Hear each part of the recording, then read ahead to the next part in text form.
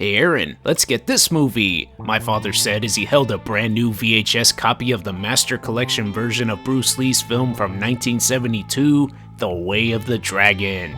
Sure, it may have been titled Return of the Dragon on that particular box set, but it was still the same film that mesmerized fans of The Little Dragon back in Hong Kong years prior. We took that tape home, inserted it into the VCR, and time stood still.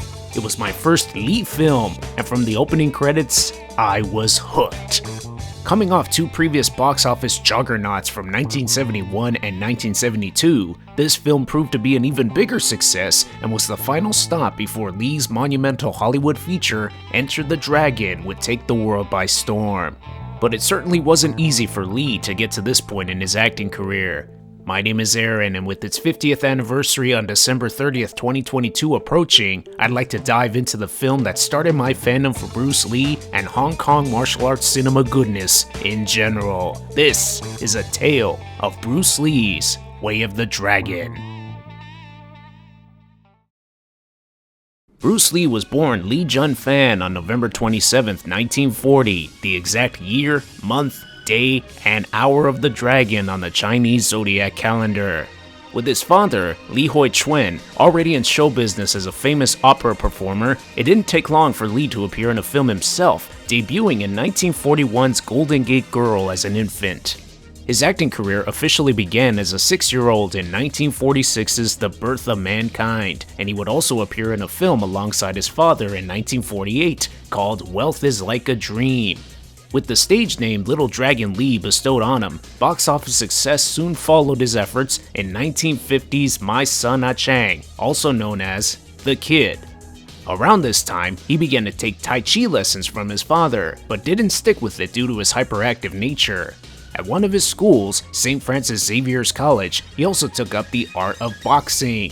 When Lee was 15, he began his journey into Wing Chun under Yip Man and would become extremely dedicated to the art for years to come. However, frequent engagement in street fights in Hong Kong during the 1950s led to his poor academic performance, and there was even a threat of his imprisonment due to one of the rooftop battles he fought. Because of this, his family decided that the Little Dragon should set sail for America to his birthplace of San Francisco, California, and he did on April 29th. 1959. Prior to this, he completed work on another film that would also be a big success upon its release in 1960, The Orphan. He would not appear in another film for the next 8 years. During his enrollment into the University of Washington, he met his wife-to-be, Linda Emery, and began teaching students Kung Fu, eventually opening 3 branches of his Jun Fan Kung Fu Institute in Seattle, Oakland, and Los Angeles. His demonstration at Ed Parker's International Karate Championships in 1964 would be the start of his aspirations to succeed in Hollywood. 2 years later, he appeared in The Green Hornet as the chauffeur known as Kato. It would only last 1 season, but showed glimpses of his dynamic performances on screen years in the future. Throughout the rest of the 1960s, he closed all 3 of his schools and began creating his own form of martial arts, Jeet Kune Do. He would continue teaching privately, but by this point, Lee had decided to use the world of acting as his outlet for expressing his fighting philosophy to the world. Few opportunities presented themselves for a while, and even after appearing in 1969's Marlowe, which includes a fantastic scene where he destroys the main character's office, he found it difficult to find projects where he could portray an extension of his authentic self.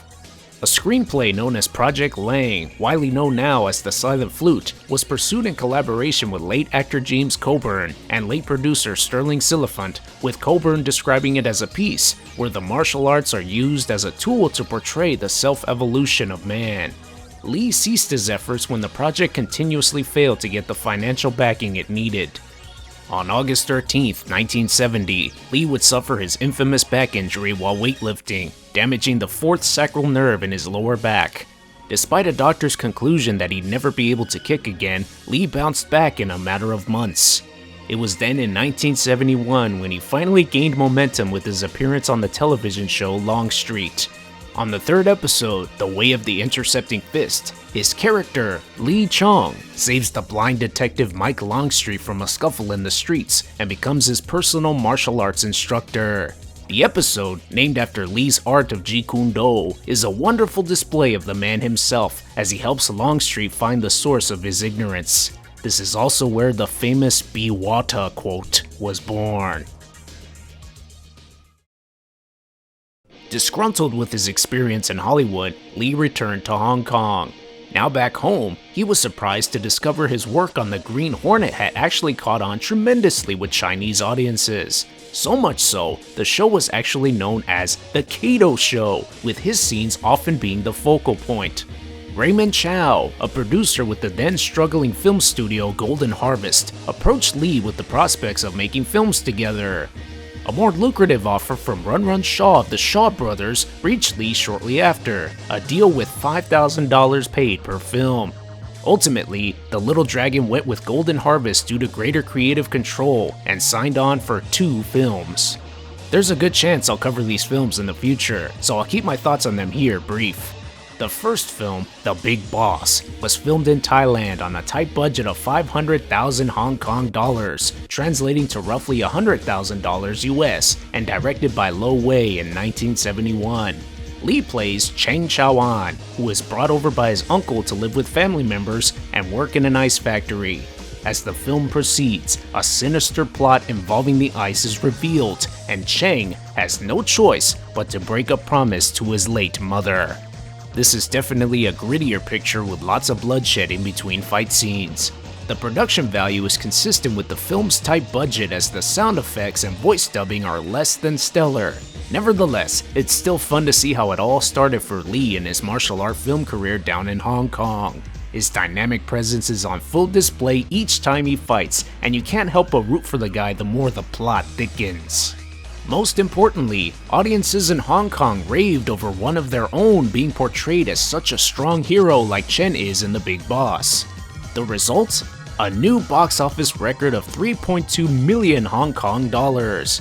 Bruce Lee was now a film acting sensation.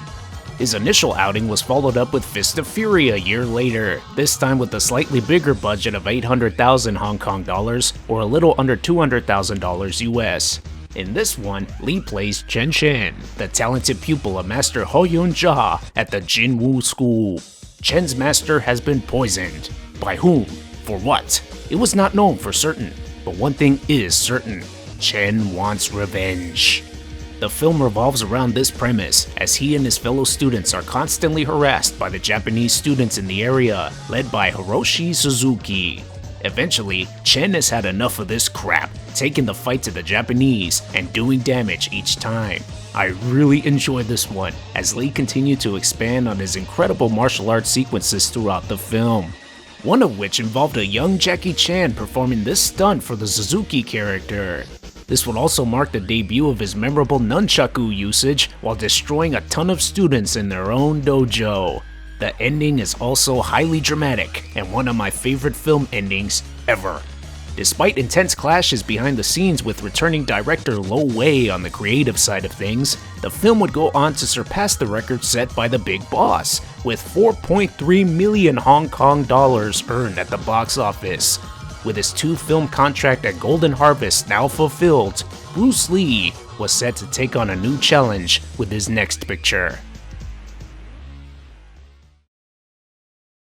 In December of 1971, Lee formed his own production company known as Concord Productions.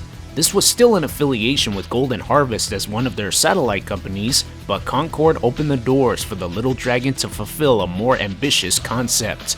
The late Jimmy Wang Yu, who starred, wrote, and directed The Chinese Boxer with the Shaw Brothers in 1970, took exception with Lee's 2 record-breaking outings by noting the star of The Big Boss and Fist of Fury didn't write or direct any of those films.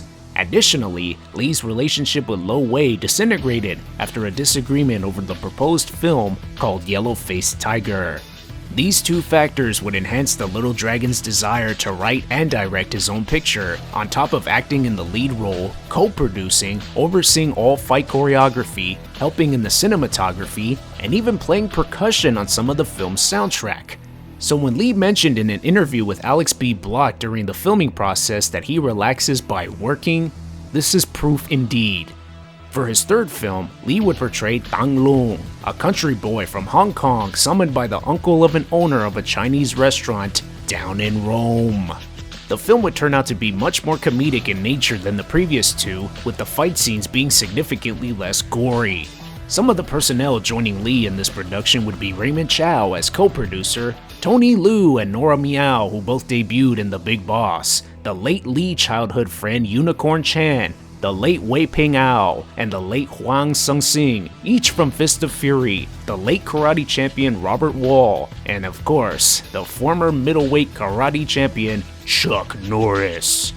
Footage shot in Rome was done in 12 days, and upon returning to the Kai Tak Airport in May 1972, Lee boldly predicted The Way of the Dragon would surpass Fist of Fury's box office record and earn at least 5 million Hong Kong dollars.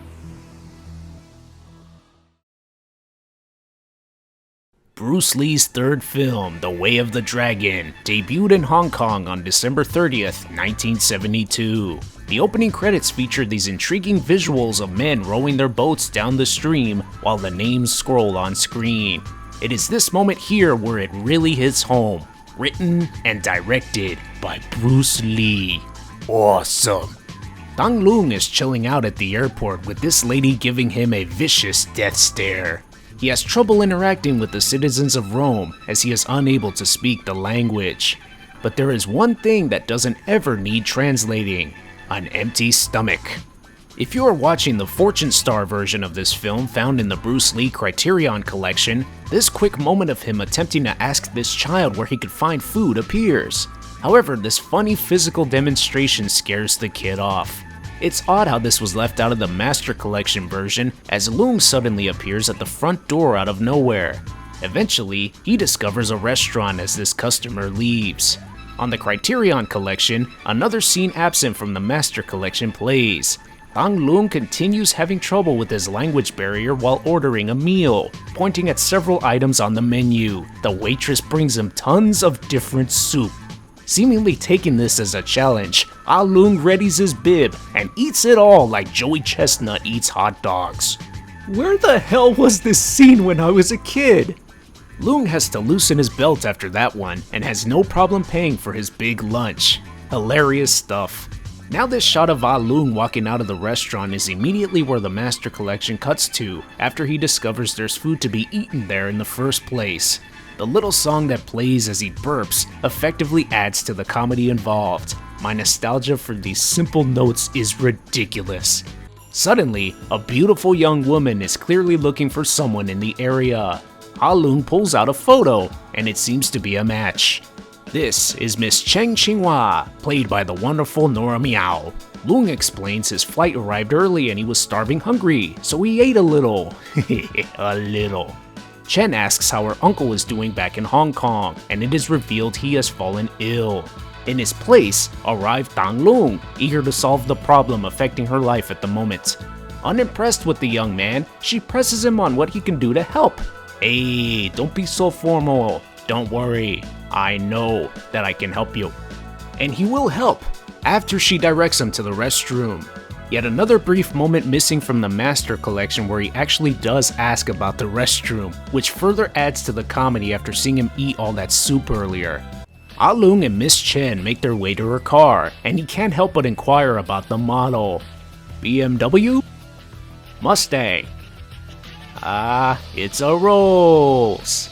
The annoyed Chen demands him to get in and speeds away when he finally does. It is here where her major problem is explained, as we witness lots of magnificent shots of Rome in the early 1970s, including the legendary Colosseum. Miss Chen has inherited a once successful Chinese restaurant from her father. However, business eventually stalled once the local syndicate began harassing her and her employees to force a sale. She has consistently refused to this point, but with thugs running around, funds running dangerously low, and the police being unable to help, Miss Chen has reached a crossroads. Lung assures her that he will fulfill his duty of solving the problem once and for all. The two arrive to her apartment and assures him that she'll provide anything he needs. Can I use your toilet? You see, that restaurant scene really explains why Ah-Lung had to use the restroom a lot in the opening minutes, making this twice as funny.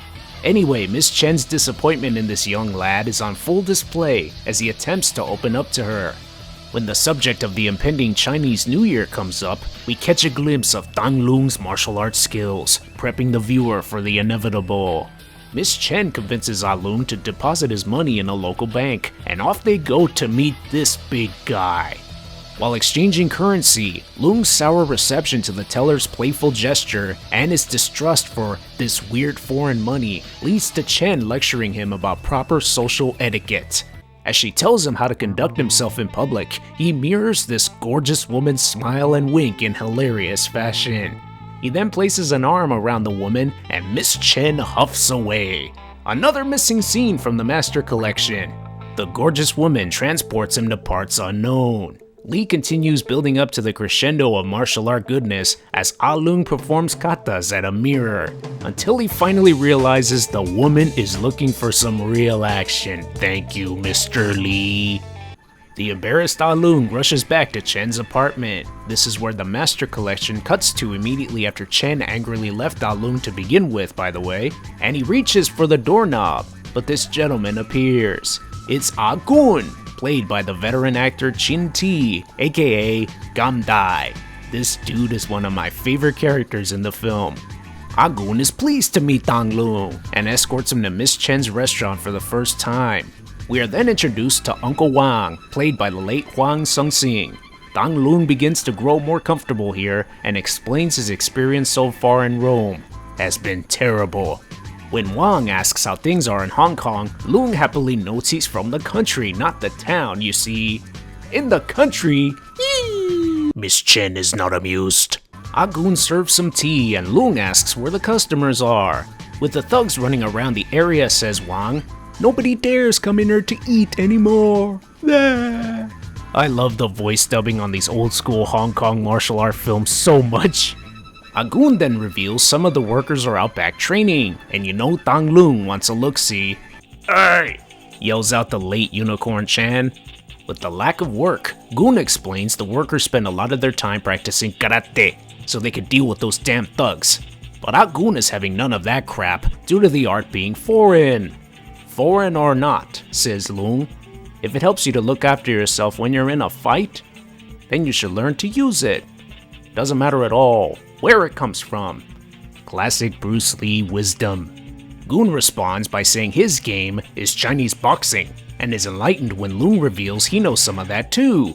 The workers then introduce themselves. We have Tony, Jimmy, Thomas, Robert, and the only guy there who doesn't have an English name, Ah Chuan.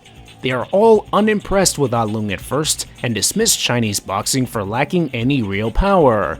You only lack power when you're a beginner, responds Lung. When Jimmy challenges Lung to demonstrate how to develop such power, he obliges. Quit fooling around, SpongeBob, we've got customers! Another missing scene from the Master Collection appears in the Criterion edition as Lung once again asks where the restroom is. Still adjusting to the customs in Rome, he is seen squatting before shutting the door, a nod to squat toilets out east. Suddenly, these guys demand for the hungry customers to leave immediately. Uncle Wang calls for reinforcements, but Miss Chen prevents a fight from breaking out. This man, decked out in 70s fashion, threatens to tear the place apart if an answer is not received by nightfall. It is here we learn his name, Mr. Ho. Uncle Wang asks for the interpreter to tell his boss for a few more days to reach a decision. Mr. Ho is having none of this crap, slapping the uncle to a chorus of jeers from the workers. The interpreter makes the deadline of nightfall clear and storms away with his henchmen. Tang Lung bumps into Mr. Ho as he leaves and is quick to apologize. Miss Chen and her workers grow even more flustered with Ah Lung for not being familiar with anyone from the syndicate. Uncle Wang tells him to not let it get to his head since they are all young and very inexperienced. Hours later, 4 dudes arrive to the restaurant for a meal. This man orders some Chinese spare ribs, confusing the hell out of young Jimmy. He explains exactly what Chinese spare ribs are, with an elbow to Jimmy's ribs. good as their word, the syndicate have sent these men for an answer.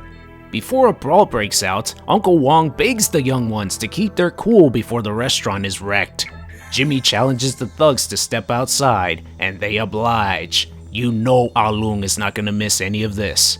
In the alleyway, Jimmy hilariously does katas as he prepares to duke it out against this Super Mario looking guy. Round 1 ends in seconds as Mario knocks Jimmy into an alternate dimension. This punch is so funny. After the goons make fun of the art of Chinese boxing, Alung jumps in and declares they'll show them Chinese boxing. Yeah, says Goon, Chinese boxing. Alung breaks out his dragon stance and lands the first sidekick on Mario. Movement number 4, Dragon seeks path. Roundhouse! Dragon whips his tail. Super Mario is out. So now Miss Chen is interested, eh? The Chinese spare ribs guy is next, eager to trade punches with Alung. But instead he is knocked out and Lung actually sits on him. Great stuff.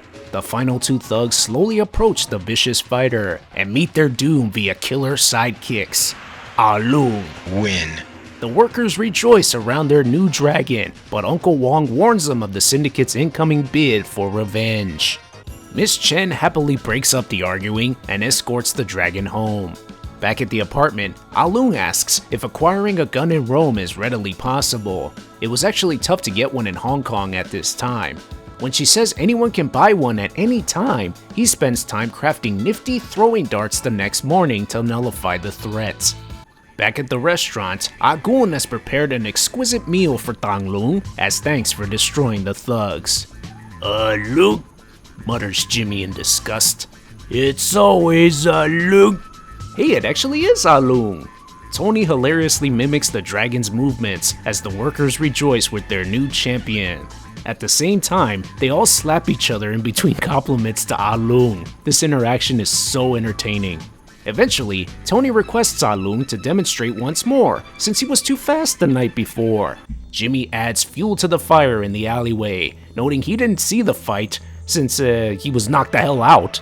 It's a good thing these lads have protective padding. Poor Ah Chuan here could have been killed by this incredible sidekick from the dragon. What a fighter! Exclaims Agun. The workers all give up karate in favor of being taught by Alung, and even Agun is up to the challenge due to this being a showcase of Chinese martial arts. But before the lessons can begin, we've got more customers. In another extended scene from the Criterion collection, Miss Chen puts the dragon on thug watch, and Alung is not amused. More great humor from the director I wish I saw as a kid.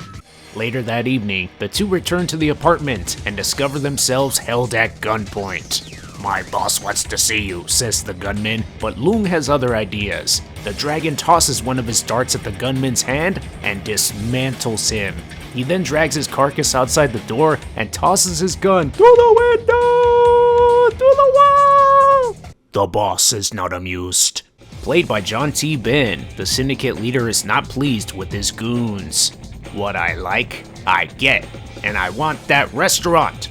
Mr. Ho interjects with the news of the restaurant owner being helped by a man. Only one man! And this man knows Chinese Kung Fu.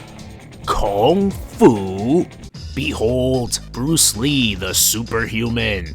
Alung warms up while looking like a total Greek god. His routine is interrupted by Miss Chen's cooking, and she likes. As the seemingly smitten Chen offers him more food and a personal tour of Rome, chaos breaks out at the restaurant. The boss has invaded, with numerous reinforcements, and poor Agun is being abused. I remember getting so ticked off for Agun as a kid. The workers attempt to intervene, but are stopped by Super Mario Guy's gun. Mr. Ho asks where Tang Lung is, but no one replies. Mario backslaps Agun with the gun, and okay, the man has a family, damn it. Uncle Wong finally says Lung is on his way, and we cut to more excellent shots of Rome during Miss Chen's tour. After his ho-hum reception to the area, Alung returns with Miss Chen to the restaurant, and the fun slowly begins. Held at gunpoint, the dragon is brought over to the boss, who mocks his knowledge of Chinese Kung Fu with 2 vicious slaps. Mr. Ho says they don't want to kill the dragon and offers him a plane ticket straight back to Hong Kong. The boss then asks his goons to escort Lung out through the alleyway. Refusing to put his hands down, Lung takes down Mario Guy and the rest of the dweebs with nifty stab skills. The gunman spreads the news, prompting the boss's order to go after the dragon without guns. Get him! Dong Lung has had enough of this crap, tossing the ticket to the ground and pulling out not one but two nunchakus. This would be the first time he'd sport two of his favorite weapons in a film. The action speaks for itself. Lung destroys each of the men in spectacular fashion. Many of the exchanges are laugh-out-loud funny, especially when he decks these two dudes from behind, nails this guy with a double-axe nunchaku handle to the spinal, obliterates this tall dude as he rushes in, and uses his weapon as a slingshot to clock this guy. "Mamma mia!" screams Mario Guy before Lung cuts him off. Yes, he really says that. Remember kids, nunchakus can be dangerous, as evidenced by Mario Guy hitting himself with one of them before finally getting KO'd with the other by Lung. This scene is so good. "Hello," says Lung back inside before tossing infinity darts at the rest of the goons. Lung traps the boss's hand with a nunchaku and demands him to get over here. The dragon warns him to never return to the restaurant or else he won't leave alive. Mr. Ho then hilariously demands his goons to pick up all the deadweight as they all finally leave. After Lung almost destroys these hungry customers at the door, look at goon laughing his ass off to the point where he doesn't even realize he's pointing this gun at Jimmy. Hysterical moment that is easy to miss, but made me laugh so hard when I noticed it. The Death Note. Uncle Wong tells his young'uns he told them so, as a hit has now been put out on Dong Lung. Miss Chen is responsible for watching over the dragon as there are 2 minutes to Chinese New Year. Meanwhile, that same gunman guy who got destroyed earlier is readying his sniper from afar. Dong Lung dismisses the loud noises outside as Chen grows increasingly stressed out. The clock strikes midnight, and both narrowly avoid getting shot. "Don't move," says the dragon, and the chase begins. Lung locates the rooftop where the gunman is, and after wasting his bullets, a dart to the ass as he runs away is more than enough to solve the problem. But here's the thing, Miss Chen has been kidnapped. At Boss HQ, Mr. Ho hands over the bill of sale, but she refuses to sign, and the boss grows impatient. "Dong Lung will be along here shortly," says Chen. And look, it's Lung! Another brilliant fight scene occurs, with Lung's pupils putting their new lessons to use. Even Goon gets in a shot with his weapon. That part is hilarious. After this guy puts Tony through a table with an F5 of sorts, Lung displays more excellent skill, pushing away this dude after hitting him in the nards, and even referencing the office scene from Marlowe with this hop kick to the lamp above, scaring the last goon away. Mr. Ho springs in between the boss and the dragon with a knife, but he soon remembers that he doesn't know any kung fu. As Lung knocks the boss to his chair, Miss Chen reminds him he cannot speak Chinese, so instead, the dragon tells him to back off or else, with his hands. Legendary gestures from Lee. And yes, this is precisely where the cover art for 2002's Quest of the Dragon on the original Xbox comes from. Now at their wits' end, Mr. Ho is forced to call for more capable reinforcements. A Japanese martial artist, a European martial artist, and America's best, Colt. The boss warns the interpreter he better not fail this time, but Ho is so convinced Colt will defeat Lung, he bets his life on it. Back at the restaurant, the festivities for Chinese New Year are in full swing. Uncle Wong gives everyone their Lucky New Year money, and Miss Chen arrives with a cable for the dragon. Turns out it's from her uncle in Hong Kong, asking Lung to return home. "I'll stay here until this whole mess is settled, then go," affirms the dragon. Suddenly, Mr. Ho ruins the party with an apology and an offer to speak with the boss. Uncle Wong seems pleased to work together with these bozos as they agree to set up a meeting at the Empress restaurant. Behold, Chuck Norris. America's best arrives to Rome looking like a complete badass. These are legitimate shots of Norris arriving in Rome to work on the film. Back at Boss HQ, the Japanese and European artists are squaring off due to their differing fighting philosophies. Hapkido black belt Juan In-sik plays the Japanese fighter, and the late former karate champion Robert Wall plays the European fighter. Despite Ho's efforts to stop their quarrel, Wall picks him up like a little child and the fight resumes. Funny moment. In the nick of time, the sight of Colt is enough to calm his student down. The boss declares it shall be Colt versus Dong Lung, angering the Japanese fighter. America's Best proves he's the man for the job by effectively destroying the Japanese fighter. Chuck Norris is so awesome in this exchange. With all of their reinforcements in line, the Syndicate's plan is set in motion. The next morning, Ah Lung arrives to the Empress restaurant with Uncle Wong, Tony, Thomas, and Jimmy. What a surprise! The boss couldn't make the meeting today. Mr. Ho offers a car ride to go meet him, but he takes them to the countryside where the two sub-bosses are waiting in their gis. Thomas is first to get outclassed by the European, and when Tony attempts to intervene, the Japanese fighter clocks him and Jimmy. Dong Lung soon faces off against the European, and more of Bruce Lee's incredible skill is shown. Effectively intercepting each of the Europeans' attacks with his own vicious shots, Ah Lung takes him down and finishes him with a brutal punch to the nards. The face Wall makes here is hysterical. "Here's your name, Dong Lung." These words are his last before the dragon picks him apart with the slam and an onslaught of vicious kicks. Tony and Jimmy get back up and finish off the Japanese fighter themselves. Another funny moment. Uncle Wong says they were lucky this time, and Mr. Ho taunts Ah Lung into following him. Look at this face. So brilliant. Tony and Jimmy win. And when their uncle regroups with them, Wong stabs them both from behind. Smeckledorfed! The uncle says he's worked hard all of his life and has nothing at all to show for it. With his family waiting for him back in Hong Kong, he has decided to go along with the syndicate so they could pay him big bucks for the restaurant. So you see, he has to do this. He has to do it!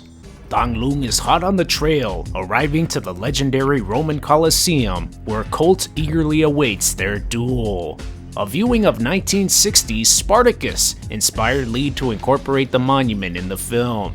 Thanks to connections Robert Wall had in the area, we are blessed with these fantastic shots of the Colosseum as Ah Lung continues searching for Colt. During this sequence, this unplanned shot of a cat running past Lee leads to something cool later on. Mr. Ho's verbal assault doesn't let up before the two warriors finally meet face to face. In accord with the great Roman battles of the past, the director has both fighters conduct their own warm-ups as their only audience member settles in. The cat. How badass is this? Eventually, the fighters are ready. The cat is ready. The Colosseum is ready. History is ready. Are we ready? For the lone feline in attendance and the millions watching around the world. The battle for survival begins. The cat screams, and it's on. Both fighters are evenly matched in the opening seconds before Colt lands the first roundhouse kick to the face. Ah Lung gets up, but endures further punishment and is thrown to the ground. Chest hair death grip. Colt lets him pull off some of it, ouch, before nailing Ah Lung some more. Ooh, Colt went there. The dragon has had enough of this crap as he begins bouncing on his toes, similarly to the late greatest of all times, Muhammad Ali. In fact, the actual combat from this point on in the scene was largely inspired by Ali's fight against Cleveland Williams from 1966. Slow motion technology beautifully captures Ah Lung avoiding many of Colt's attacks. The dragon's fluidity soon gets to Colt's head, as Ah Lung finally lands some kicks to the face, the torso, and the face again. Colt gets back up, and Lung lands some killer shin kicks. What follows is a shin kick fake, followed by a lightning quick kick to the face. Nice. The vicious beatdown rages on, with Colt enduring some menacing blows. America's Best decides to get on his toes like the dragon, but his efforts are halted by a quick jab counter and more haymakers to the face. When Colt gets back up, Aaronetic sweeps his leg, and it is clear the punishment is taking its toll. Colt rushes in again, but Aaronetic takes him to the wall and disables his right limbs. Even still, America's Best refuses to give up. The dragon displays the warrior's code of honor as Colt desperately tries to get up on a bad wheel. The camera zooms into Colt, the cat, and Aaronetic a few times before the final exchange. Colt charges in, but Loong gets him in a guillotine and regrettably performs a fatality. Not pleased with this turn of events, the respectful Aaronetic grabs Colt's gi and belt and places them above his face in tribute to his fellow human being. Great visual storytelling from the director. But then... You bastard! Mr. Ho is still on the run, and the chase resumes. The interpreter tells Uncle Wong they are all finished, as the dragon quickly dashes after him. Wong slices his arm to sell the idea of betrayal on Ho's part, and Aaronetic slowly closes in on that slimy interpreter. However, that uncle reaches for his knife. Suddenly, the boss arrives in a Mercedes actually owned by Lee at this time to interrupt the action. Mr. Ho lost the bet, and Aaronetic discovers Uncle Wong ready to stab him from behind. The boss shoots down Wong and aims for the dragon at this tree. Aaronetic actually gets close to nailing the boss with his darts before the authorities arrive with Miss Chen and Ah-Goon. The whole mess has finally been settled, but not without some unfortunate casualties along the way. In the final scene, the remaining three pay their respects to their fallen family members, and true to his word, it's now time for Thang Loong to return home. Look at Ah-Goon, man! Miss Chen bids the dragon farewell, and to close out this incredible film, Ah-Goon says, "In this world of guns and knives, wherever Thang Loong may go to, he will always travel on his own."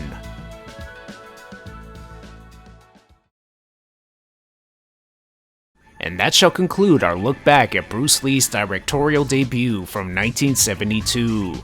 Despite running over budget and having to delay the release date from the summer until late December, the film went on to dazzle fans in a big way.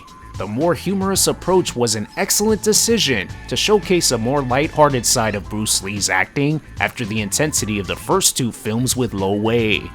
The fight choreography from Lee is really good, as the battles are more grounded in nature and loads of fun to watch. That nunchaku fight in the alleyway is still one of the coolest scenes ever. And of course, the final battle between Thang Loong and Colt remains a timeless classic. To this day, I'm grateful that this was my first Bruce Lee film as a kid and will always consider it as one of my favorite films of all times. As far as Lee's other films go, it's likely I will return to cover those down the line, as there is tons of good stuff to explore with each of them. But for now, thank you for reliving my nostalgia for Way of the Dragon with me today. See you again soon. And oh, one more thing. Bruce Lee's prediction of reaching the 5 million Hong Kong dollar mark with this film, it came true, earning over 5.3 million Hong Kong dollars.